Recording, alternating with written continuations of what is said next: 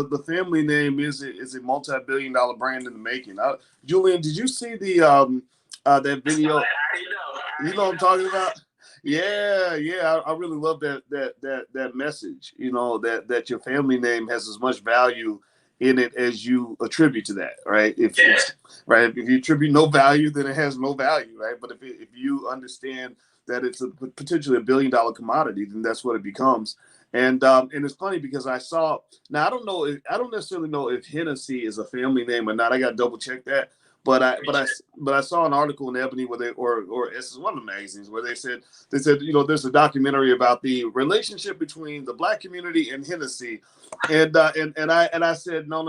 I want to see the relationship between black people and or the black community in our own last names, in our own Yeah. products, our own brands. Now again, I don't know if that particular brand is a last name or not. I got to I'm research checking it. right now. Yeah, but I think at the end of the day, I think that rather than us sort of getting excited about what we're related to, how about we get excited about what we create? Uh, so so let me see. I'm gonna read some of the family names. I see the Levy family from Bethlehem, Pennsylvania. McKinney out of Kentucky. The Knox family out of Lithonia, Georgia. Harrelson, Santa Clara, California. Julian, can you promote Sharon? Oh, I'm sorry, this is from Carmelita. Okay, Carmelita sent you a note. Yeah, Uh, I'm gonna get there. all right, Alicia Blackburn out of Jacksonville, Florida. Jaquette out of Hartford. Breedy from Brooklyn. David out of Dallas. Crosson, Georgia. Yoletta, Detroit. Robin, Don Cherry out of Seattle. Good morning, everybody. It's so great to see everybody. Okay, so why are we here today? We're here because today we are doing something that is that is very exciting. Something that's going to change your life. This weekend we are here for the Generational Wealth Conference, and the Generational Wealth Conference was something that we were able to put together in the Black Business School with the help of brilliant people like Julian Gordon and Carmelita has been extraordinary. Taryn and Lawrence, my brother actually, who speaking of last name, speaking of generational wealth and power, just had a he just had a son, and his and so we were talking about literally planning out options for him and creating options for him before he was born. There's just a whole different conversation in terms of saying, okay, we know that there's mouse traps out here. How do we make sure that he never gets caught in any of them, or at the very least, he has a choice of getting out? Right, that's it. All you can do with kids is give them a choice, and so the generational wealth conference is it's really not as much about wealth as it is about life, right? Life and power, and so I think that what I want you to really do is as we begin, I'm gonna tell you something funny, then I'm gonna tell you something serious. Anybody remember Hammer Time? MC Hammer, when MC Hammer came out and he was making money hand over fist and dancing with the big baggy pants and everything else. Hammer Time was a big deal for his family. MC Hammer's a smart guy, and I think that he's doing fine now financially. But a lot of you may also know that he wasn't doing so well financially for a little while. There was a time where he had a lot of people on payroll and a lot of craziness kind of going on in terms of what was happening economically, and a lot of wealth was put at risk. And now I don't know how much he's recovered exactly since then, but I think about situations like that when I think about either about the word poor, right? Many of you have heard the word poor as an acronym, which stands for passing over opportunities repeatedly, passing over opportunities repeatedly. And one of the things that we have to understand is that when we miss opportunities to build on our last name and to turn that last name into the $1 billion brand that God meant for it to be, we are making ourselves poor. We're committing ourselves to being poor, and in a way, it's a little bit like sports. In sports, sometimes you can create a culture of losing, right? A culture of where you are so used to being at the bottom of the league that you just accept your role. That when the season starts, you just lay down at the beginning of the season, so you don't even have to worry about giving yourself what you feel to be this false hope or this false belief that you can actually be a winner. There is such a thing as a loser culture. There is such a thing as a poverty mindset. There is such a thing as being psychologically committed to being broke, to being at the bottom, to being in last place. And so if a person's in that category, I don't necessarily get mad at them because I get it. I totally get it. Because I know that was my family. I know that there were struggles and positions in society that we just knew were going to happen by default, just by virtue of being black. That being a black male meant it meant being poor, it meant struggling, it meant being happy that you stayed out of jail, or being happy that you just finished high school, or being happy that or being proud of the fact that you take care of your kids. I take care of my kids. Well, some people in some families, you're supposed to take care of your kids, right? It's not, you don't get a cookie for that. And so what I want to, in terms of loser culture, or being used to being at the bottom, and I won't call anybody a loser, but I'm gonna show you a chart out of Black Labor, White Wealth of Dr. Claude Anderson. And on this chart, you can see on this chart, it shows you where we are, where we've been in terms of quality of life for Black people. Now we talked about this in the Powernomics Masterclass, and I'm gonna pull this up again right here so we can dig deeper into what I want to discuss as we begin this conference. So here in this column, at the time we were talking about politics and this false belief that things like that who we vote for is going to change our condition as a community. I'm not here to talk about that part. I'm here to talk about what the politics inside the institution you control, which is your house. Inside your house, you are the president of the United States. You are the king of the world. You are the queen of the universe. So all the political stuff is to the side for now. But what he did show is that he showed the number of Black elected officials here in 1964 at 103, and then the number of Black elected officials in 1992. Between 1964 and 1992, we went from 103 Black elected officials to 8,000 Black elected officials. And then he said, okay, if we have all these Black elected officials, 80 times more, we should have improvements in our quality of life, right? So he looked at unemployment rate. Actually, the unemployment rate actually went up for Black people between 1964 and 1992. So nothing there. He said, okay, let's look at the incarceration rate. What percentage of the prison population is Black? And he found that number actually got worse, that you actually have more Black prison inmates after all the Black elected officials than you had before, when you had none. He looked at the percentage of Black people below the poverty line. That number remained pretty flat. And then he looked at per capita income relative to whites. It went from 53% to 59%. So he's still in the 50s after 20-something years. So what does this mean? What does this say? Well, some of this says that not only is there is sometimes such a thing as a loser or a losing culture and a losing mentality, but it's not by accident, right? It's pretty much by design.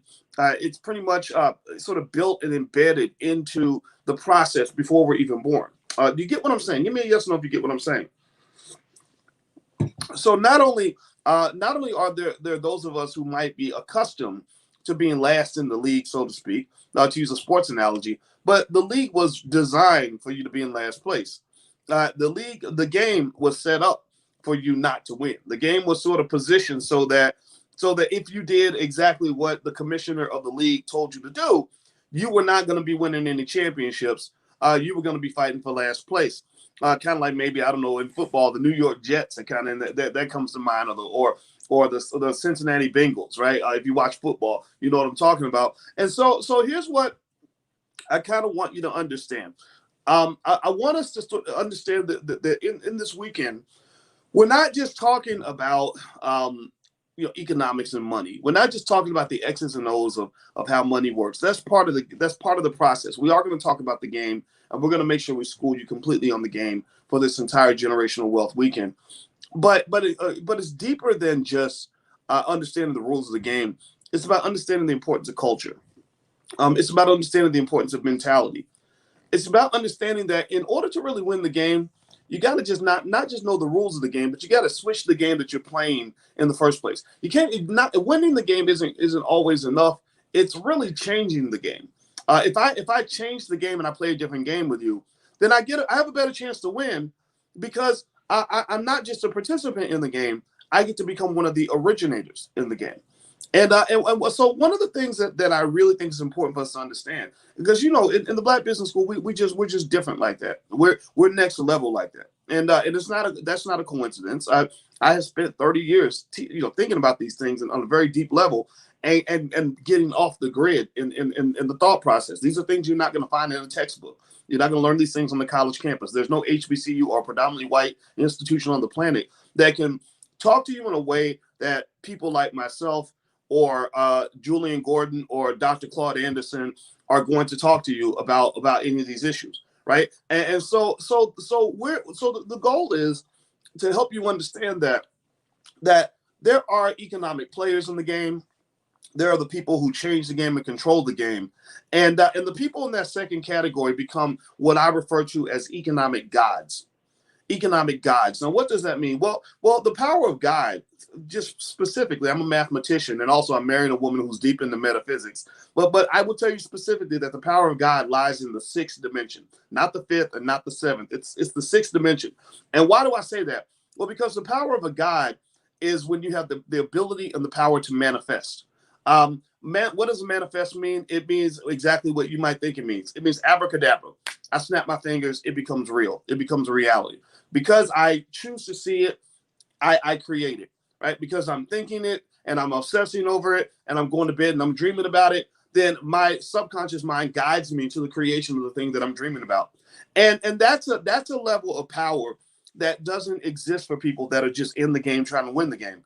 This level of power exists for people who create the game, who make the rules, who decide who the winners and losers are going to be in the game before the game even begins.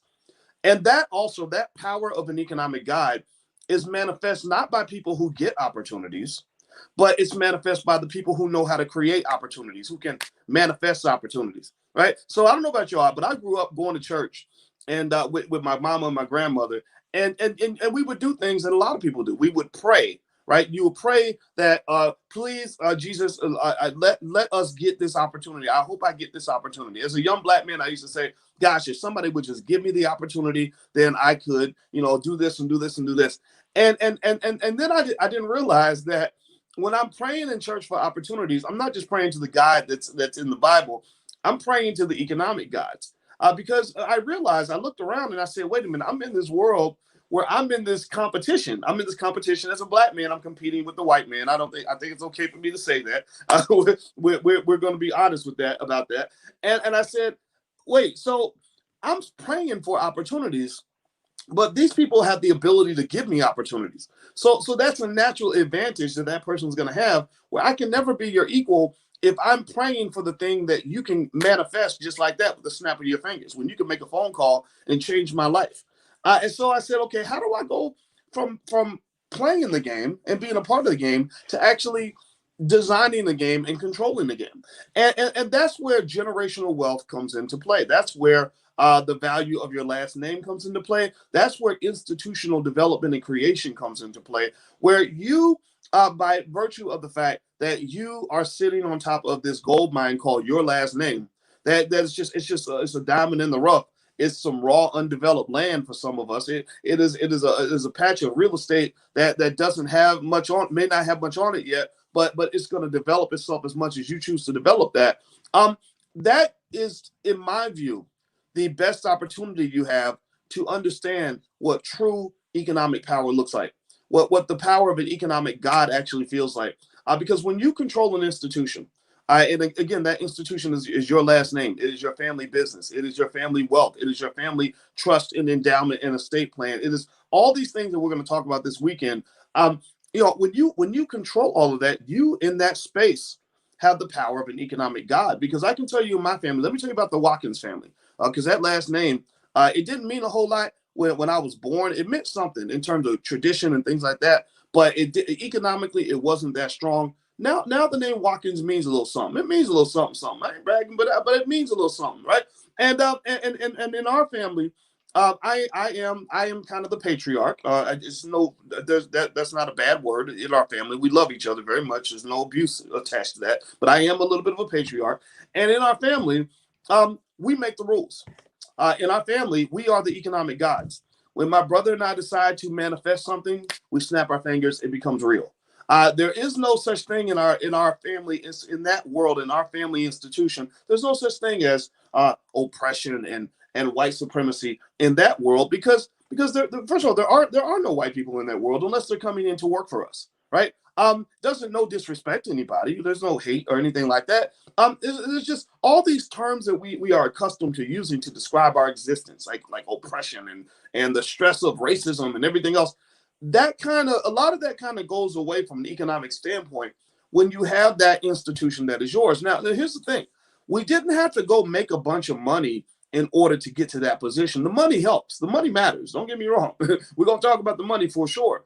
But it really started happening when we shifted the mindset. When many years ago, when my brother and I just said, let's get away from this whole. We're done contributing to other people's empires. Let's go build our own.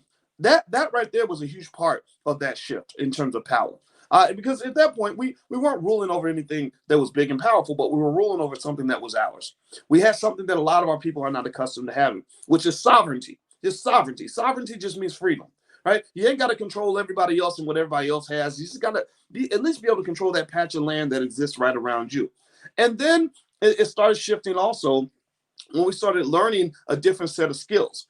My brother had gone to college and done really well in college and was getting some good job offers. I had a PhD in finance, so I knew a little something. I wasn't a dumb man. But we realized that, okay, when you're playing the game above the rim, so to speak, when you're when you're playing the game as an economic god or the patriarch or whatever it is, or you're investing in things that are internal that come from you, as opposed to investing in things that are external that belong to others.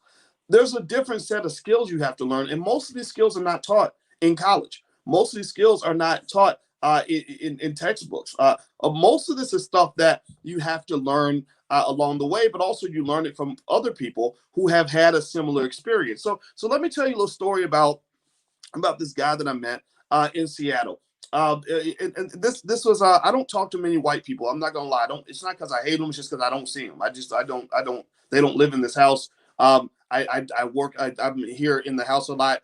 And so but this guy reached out to us once, and we had some conversations. He wanted to actually buy my companies, and of course that wasn't an option. But it was nice to kind of just talk to somebody who's a little bit different, who's done some things. And so I flew out to Seattle to meet with this guy, and I liked the guy. We had a great conversation. Just two men talking about our families and life and everything else. I wasn't there because I was looking for a job or anything. Which changes the dynamic. We were talking peer to peer. It wasn't like I was like, "Oh yes, sir, nice to meet you, sir. Can I come work for you, sir?" I didn't have to. I'm not in that position anymore. But it was just two men talking. And we got to know each other, and we talked about sports and family and everything else. And one of the things that he mentioned is that I didn't know this, but he was very aware of the work that we do here. He said, I follow you online. I see what you do. And of course, when white people say that, you kind of like, okay, Mario, so where's this going? What how do you feel about that? And he was completely unoffended and unbothered by any of the conversation we have about race or any of that stuff. He said, I actually like what I'm hearing, because he said, you're talking to your people about something that a lot of people don't understand. Again, this is even white people. He said, you're talking about power, and you're talking about a different kind of game that is a difficult game to play. He said, the thing about power is that power is not about being politically correct. True power is not about people caring about your feelings. True power is not something that people kind of give away. True power it can be a dirty game. And he said, so when you come up and you're chasing true power as opposed to false power, he said that, it's kind of like you're in World War II and you're conquering the beach in Normandy, and you're running up the hill with your gun blazing. And he said, when you do that, he said, people are going to shoot back at you. He said, you cannot run out with your gun out and shoot up the hill and not expect people to shoot back.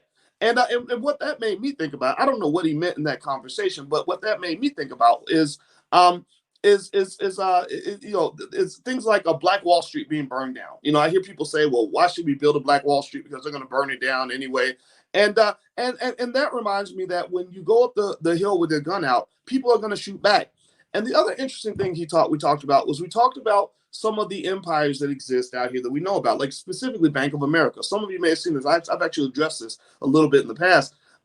He talks about how Bank of America was a power play by the Italian community. The Italian community said, we need to build something for our people. So they had the Bank of Italy, and they merged with the Bank of America, and they created this big, gigantic bank that they run that takes care of their people, and nobody even knows it. And these sort of power plays were really, just really made me think about where we can go as a people. This is not a conversation that can happen amongst everybody. People that have these conversations or understand these conversations, you're clearly part of the talented 10. Because it's hard to expect 90% of all people to really have this kind of objective. So the fact that you're even here hearing me means that you're already special. You're already going in that right direction, and I applaud you for that. But more deeply, one of the things that I kind of picked up from this discussion was that when you talk about things like power, true economic power, true generational wealth and power, which tend to be connected. These things don't happen by accident. The one of the next things that he did was he said, I really like what you all are doing in the Black community, and if you want me to help you, I can get together with some of my wealthy friends, and we can host a meeting with you, and you can pick some Black people that you trust, and we can host a secret meeting and figure out a power play where we can use digital technology to allow your message to get around the world. I turned down that request. Because it reminded me too much of the same kinds of meetings that happened during the civil rights movement, where there were people behind the scenes that pulled together specific people and said, okay, this is the movement we want to push forward. And some of these movements aren't really ours. They belong to other people, but there's a plan. That's the point. There's a plan. And so the point that I want to make to you all is this, that generational power, it doesn't come about by accident. Generational wealth and power is not something that tends to happen by luck. Generational power is not something that tends to happen due to charity.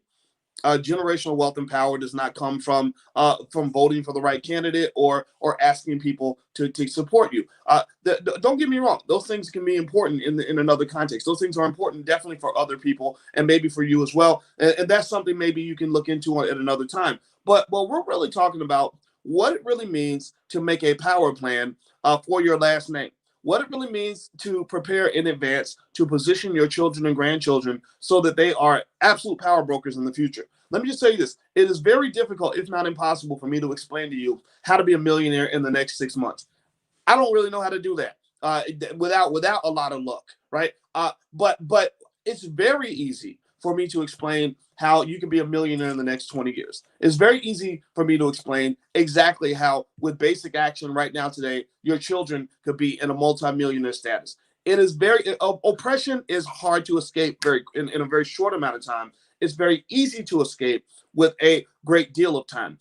In fact, when you look at the equations of financial mathematics, how people get rich, how people stay rich, where wealth comes from, the number one variable in those equations is actually time. And so when you talk about generational wealth, you're talking about economic power harnessed by families and manifested by families over time. Most generationally wealthy families didn't get rich last week. They got rich over time. It wasn't a solo sport. It was a team sport. It was a relay race. There was somebody in the 1950s or 1960s who made some power moves, which you're making right now, that allowed their children to be extremely wealthy by the time the century turned. By the year 2000, their families were doing extremely well. So I encourage you to remember that in this generational wealth conference, which, by the way, if anybody wants to see the schedule, you can go to either generationalwealthconference.com or generationalwealthcon.com. We're going to be here the whole weekend. And some people are actually listening outside of the building right now because we wanted people to kind of hear what we got going on this weekend. We're gonna actually, to be honest with you, we're gonna have to shut that down in a minute. But if you want to join us or if you want to see the schedule, you can go to generationalwealthconference.com. So we're going to talk about the tools of the rich and powerful. We're going to talk about how people make power plans for their family. We're going to cover things like wills and trusts and estate planning. We're going to talk about things like adequate insurance so you can protect your wealth. A lot of people don't know that 70% of all wealthy families lose all their wealth within one generation. I don't know if you knew that or not, but that's a statistic that you should keep in mind. So you have to protect your wealth. We're going to talk about tax strategies. One of the things that wealthy people are absolutely obsessed about is minimizing the amount of money that they're given to the IRS. We're going to talk about stock market investing. One thing that a lot of people don't know is that the number one way that people go from middle class to upper class is through stock market investing. We're going to talk about real estate investing.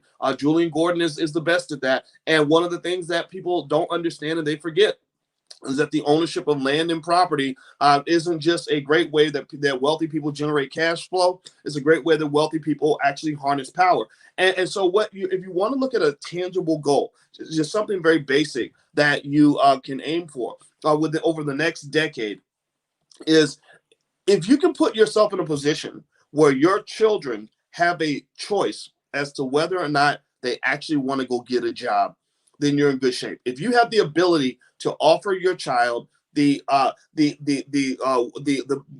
opportunity to make a living without going to work for somebody else, then you've won the game. You are in the winner circle, in my view. That is a clear, simple, tangible objective that you can aim for. Because at that point, what that means is that you have an endowment. That means you have wealth. That means you have something there, some resource there that will allow your child to survive without having to go beg for a job. Dr. Claude Anderson used to say in Powernomics that it is a crime that we have to send our children across town to people who hate them to beg them for a job. When we have the ability to create wealth on our own. So that might be a tangible goal you can set up for yourself. And I will just share this with you. One day I was, again, because I've been raised kind of in the loser circle, I grew up hearing lots of conversations where we spent a lot of time complaining about what other people did and didn't do, what other people did to us. A lot of the conversations were built around being a victim and not actually being able to actually manifest or create anything. We weren't. I wasn't raised in a space where we were economic gods. I was raised in a space where we had to go pray to the gods to get opportunities. And I remember one time I had a conversation with my daughter about her job. And she was working at Office Max or Home Depot, one of those places. I don't remember what it was. And it was one of those conversations you probably heard a million times. It was a conversation where she complained about the racism on her job. She complained excessively about how the people were treating her. They weren't talking to her. They were being mean to her for no reason. She was getting in trouble. She didn't like it, blah, blah, blah, blah. And I remember one of the proudest moments I ever had was when I said, why deal with all that crap? Just come work with your dad. Just come work with me. And as a man, it felt amazing to be able to say that. And also that was a point of revelation to say, wow, this is really great that I can say that. And here's the thing, this is nothing new. If you go back, say before integration, before we were chasing jobs and just chasing college degrees, a lot of our parents had the ability to say that, and grandparents had the ability to say that, whether it was the family farm or an auto mechanic shop that somebody ran, or the family bakery, or whatever the case may be. Now, and here's the thing. Here's the point I want you to understand, too, is that you don't have to be rich to really do that. Being rich is kind of the bonus. Being rich is something that will probably happen once you accumulate that power. But this is deeper than just being rich. This is deeper than just how much money you have in the bank. This is about the overall feeling of what it means to have a wealthy and empowered and relevant life. What we're really talking about is freedom. That basic word freedom that's used all the time, but nobody knows what it means. Nobody really knows exactly what freedom looks like and what it means. And nobody knows how important that is in terms of your quality of life. That literally, when they studied rats in a cage and mice, they found that mice are less likely to be depressed when they have freedom. I'm not kidding. They measure the cortisol in their brain and how the endorphins work and the serotonin, and they found that mice that can't be free are very depressed. And so when I saw that study, I said, that sounds like black people. We're mice in the cage, a lot of us. We're born in the cage. We don't even know we're in the cage. And we're praying to the people who control the cage to let us out of the cage, or to at least give us a more comfortable position in the cage. So we're looking not so much for freedom, we're looking for more comfortable versions of slavery. So we're not here to teach you how to be a better slave. We're teaching you how to get out of the cage and to structure the world in your image, which again gives you the power of an economic god. You can snap your fingers, something becomes real. You can decide which way your family wealth or your family corporation is going to go. You snap your fingers, suddenly you're in a different line of business than you were before. You snap your fingers, suddenly little cousin Pookie got a job. You snap your fingers, and suddenly you own a piece of property. That is the power that I want you to have. So we're teaching you how to play above the rim, and we're going to teach you in a way that will absolutely change your life. So I'm going to pass the mic to Julian as we begin the conference. Generationalwealthconference.com, generationalwealthconference.com, or generationalwealthcon.com. Looks like there's two URLs you can use to see the schedule. Those of you who are watching from the outside, you can still get a pass and join us. We're here all weekend, and we will deliver. It's going to be awesome. So, Julian, brother, I'm going to let you have the mic, man. You go ahead and do your thing. Man, thank you so much, Doc. Yo, I ain't heard you preach like that